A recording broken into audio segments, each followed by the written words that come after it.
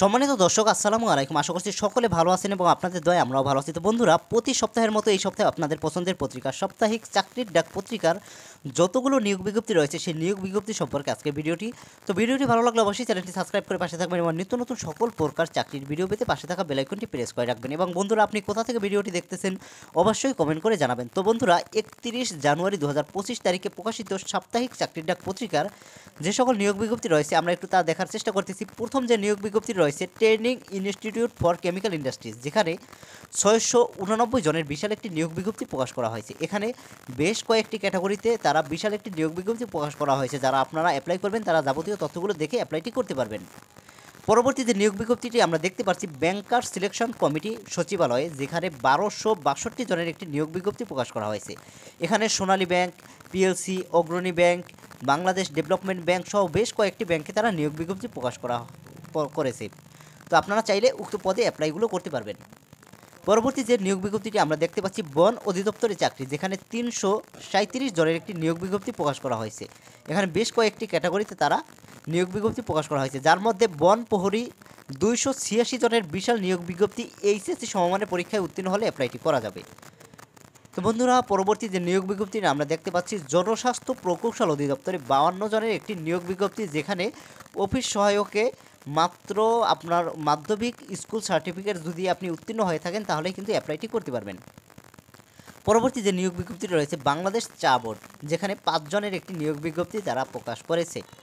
পরবর্তীতে রয়েছে সমাজ কল্যাণ মন্ত্রণালয়ে 17 জনের একটি নিয়োগ বিজ্ঞপ্তি। এবং পরবর্তীতে নিয়োগ বিজ্ঞপ্তিটি আমরা দেখতে পাচ্ছি পোস্টার একাডেমি রাজশাহীতে 19 জনের একটি নিয়োগ বিজ্ঞপ্তি।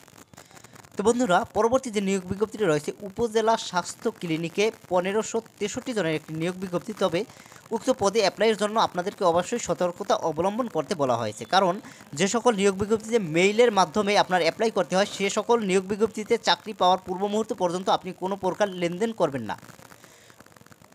যমুনা অয়েল কোম্পানিতে 30 জনের একটি নিয়োগ বিজ্ঞপ্তি প্রকাশ করা হয়েছে। এখানে বেশ কয়েকটি ক্যাটাগরিতে তারা 30 জন জনবল নিয়োগ নেবে।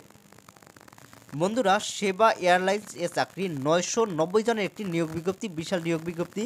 তবে উক্ত পদের জন্য আপনাদেরকে অবশ্যই আর্থিক লেনদেন সম্পর্কিত সতর্কতা অবলম্বন করতে বলা হয়েছে।